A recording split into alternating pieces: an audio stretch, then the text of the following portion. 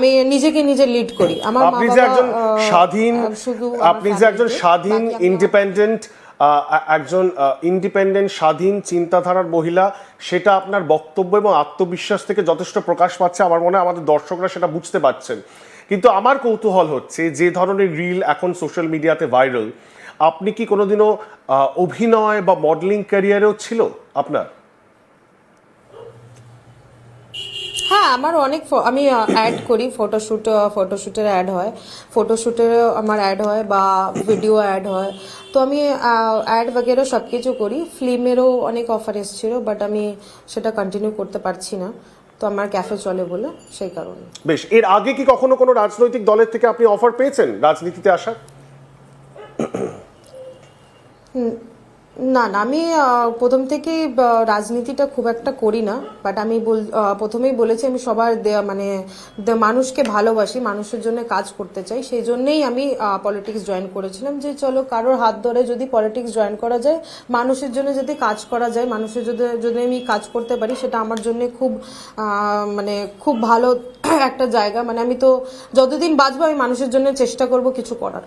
আপনি যখন গতকালকে স্টেজে ছিলেন মুর্শিদাবাদে, এবং স্টেজের যে বিন্যাস, যে ধরনের এই যে নতুন দলটি তৈরি হলো জেইউপি দল, তাতে যারা পার্টির লোকজনরা ছিলেন, তাদের যারা কর্মীবৃন্দরা ছিলেন, তাদেরকে দেখে কি মনে হলো? কারণ আপনি তখন স্টেজ থেকে নেমে জানিয়েছিলেন যে, তা আপনাকে যখন প্রশ্ন করা হয় যে এটা মুসলিম পার্টি, তখন বললেন না কেন, এটা তো একটা সেকুলার দল এবং আমি একজন হিন্দু প্রার্থী, আমার চট্টোপাধ্যায় পরিবার থেকে আমি আসছি, এটা নিয়ে কোনো সমস্যা নেই। কিন্তু আজকে আপনি রিয়ালিটিটা আপনি বুঝতে পারছেন যে বিষয়টা হয়তো অন্যরকম। তো এবার ইন হাইন্ডসাইট আপনাকে জিজ্ঞাসা করব, গতকাল যখন আপনি গেছিলেন বিষয়টা তখন কেমন মনে হয়েছিল? তখন মনে হয়েছিল যে না, সত্যি এটা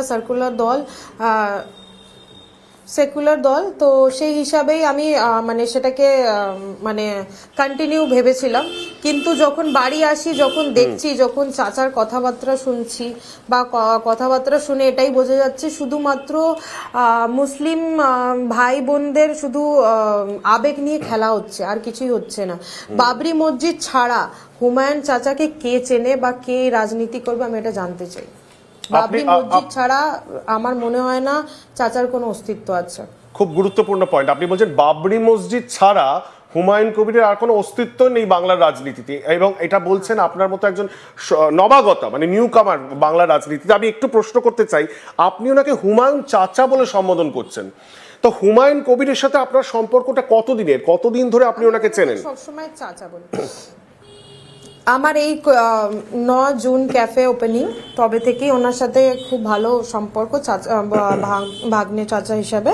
তো আমি ওনাকে চাচা হিসেবে খুব সম্বোধন করি। বাট উনি নিজেই আমাকে অফার দিয়েছিলেন, নিজেই আমাকে বলেছিলেন যে আমি নতুন কমিউনিটি তৈরি করছি, তুমি মানে সোশ্যাল ওয়ার্ক করো, তো আমরা চাই যে তুমি আমাদের সাথে কাজ করো। সেই হিসাবে কিন্তু আমি যোগ করার পর যখন দেখছি যে আমি একটা বাঙালি মেয়েকে হাঁটিয়ে দিয়ে, আমি ভাবতাম যে চলো আমার কোনো ভুল ছিল বা কিছু ছিল, তো আমাকে নামিয়ে দেওয়া হয়েছে, সেটা কোনো ব্যাপার না। কিন্তু আমার জায়গায় কোনো হিন্দুকে জায়গা দেওয়া উচিত ছিল, বা কোনো বিহারিকে বা হিন্দুস্তানিকে বা বেঙ্গলি। উনি তো বলছেন শুধু আমি মুসলিম ক্যান্ডিডেটকে দেবো। তো শুধু তো মুসলিম ক্যান্ডিডেট মানে তুমি শুধু মুসলিম মানুষদের আবেগ নিয়ে খেলছো, আর মুসলিমদের নিয়ে তুমি ভোট কাটার চেষ্টা করছো। কিন্তু ওনার সাথে আলোচনা করে, ওনার সাথে কথা বলে, ওনার মানসিকতা মানে হুমায়ুন কবিরের মানসিকতা সম্বন্ধে আপনি কোনো অ্যাসেসমেন্ট করতে পেরেছেন যে উনি কি নিজে সেকুলার রাজনীতিতে বিশ্বাস করেন, নাকি উনি শুধুমাত্র, যেটা আপনি বারবার বলছেন যে মুসলিম আবেগকে শান দেওয়ার চেষ্টা, সেটা তো কোয়াইট এভিডেন্ট, কিন্তু ওনার নিজস্ব ভাবনা চিন্তা, মতাদর্শ, সেটা কি কিছু বোঝা গেল? আপনি তো নিজেই দেখছেন, আপনার এত নিউজ চ্যানেল, আপনি শুধু বলছে বাবরি মসজিদ করে। বাবরি মসজিদ কি মমতা দিদি বলেছে যে আমি করতে দেবো না বা কিছু? উনি বলছে ওনাকে সাসপেন্ড করা হয়েছে বাবরি মসজিদের জন্য। কেউ কারোর জন্য কখনোই সাসপেন্ড করা হয় না। ওনার মানে নিজের কথার দামই নেই। আমি এটাই বলবো যে চাচার কোনো কথার দাম নেই। চাচার যদি কথার দাম থাকতো, তাহলে একটা মেয়েকে নিয়ে এরম ভাবে খেলতো না। মানে 24 ঘন্টার মধ্যে তুমি তাকে আপ করছো, 24 ঘন্টার মধ্যে তুমি তাকে নিচে ডাউন করে দিচ্ছ। এটা তো আমি একটা হিন্দু মেয়েকে নিয়ে একটা রাজনীতি খেলে নিল। উনি নিজের পার্টিটাকে সার্কুলার করার জন্য মানে আমাকে দিয়ে মার্কেটিং করানো হলো। তাহলে আপনি তো যথেষ্ট হার্ট, আপনার আমার দেখে মনে হচ্ছে যে আপনি ক্ষুব্ধ, আপনি বিরক্ত এবং আপনি অপমানিত। তাহলে সেক্ষেত্রে আপনি করবেনটা কি? আপনার যে চরিত্র হনন করা হচ্ছে বলে আপনি অভিযোগ করছেন। নিশ্চয়ই আমি মানহানি মামলা করব। আমি তো জানতে চাই, হ্যাঁ আমি জানতে চাই আমার ভুলটা কি ছিল। আপনি বলছেন আমি ভালগার ভিডিও বানাই, তো আমার ওখানে ভালগার ভিডিওটা আছে কোথায়? এরকম যদি ভালগার ভিডিও দেখানো হয় তো মানুষ নুসরাত জাহানদিরও অনেক ভিডিও আছে, সায়নী ঘোষেরও ওয়েব সিরিজ আছে, তারপর মিমি চক্রবর্তীদেরও অনেক কিছু আছে। তো ওনারা কি দাঁড়াতে পারেনি? ওনারা কি মানুষ না? ওনারা কি মেয়ে না? ওনারা কি বাঙালি না? তা দিদি কি তাকে সাপোর্ট করেনি? নিশ্চয়ই করেছে। যদি ওনাদের যদি খারাপই লাগতো তাহলে তো ওনারা এমপি এমএলএ হতো না, না? নিশ্চয়ই সেই জায়গা দেখেছে। একটা ইনফ্লুয়েন্সার মানে একটা তার মানুষের লাইফস্টাইল দেখানো। এখন যদি বাঙালিদের লাইফস্টাইল দেখানোর জন্য আমাকে এই ভিডিও বন্ধ করে দিতে হয়, তাহলে কিসের পার্টি পলিটিক্স করা, কিসের তাহলে সেকুলার পার্টি হচ্ছে? মানে আপনি বলছেন যে প্রোগ্রেসিভ চিন্তাধারার মানুষ, আপনি একজন ইন্ডিপেন্ডেন্ট মহিলা, কলকাতা শহরে বসবাস করেন, ব্যবসা করছেন, তার সঙ্গে সঙ্গে সোশ্যাল মিডিয়া আপনার একটা ফলোয়িং রয়েছে, আপনি একজন ইনফ্লুয়েন্সার। সেখানে আপনার জীবন আপনি আপনার নিজের টার্মসে জীবনযাপন করতে চান। সেক্ষেত্রে সেটাকে নিয়ে যদি কোনো ভ্যালু জাজমেন্ট দেওয়া হয় রাজনীতির ময়দানে, সেটা আপনার কাছে অ্যাকসেপ্টেবল নয়, সেটা তো আমরা বুঝলাম।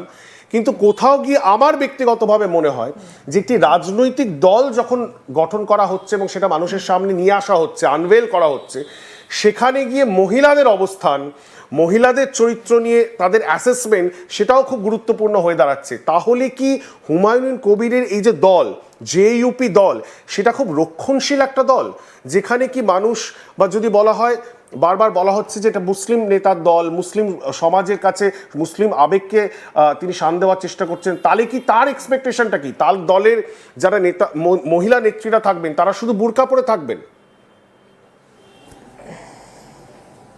হ্যাঁ, এটাই তো বোঝা যাচ্ছে। ভালগার ভিডিও মানে কি হয় আপনি দাদা একটু আমাকে নিজে জানান, আর আমি পাবলিককেও জানতে চাই যে আমার কি এমন পাবলিক মানে ভালগার ভিডিও আছে যেটা দেখে আমার মনে হয় সেটা পবিত্র জায়গা না, বা পবিত্র মানুষ না, বা আমি নোংরা। সেটা উনি আমাকে ক্যারেক্টার সার্টিফিকেট দিতে পারেন না।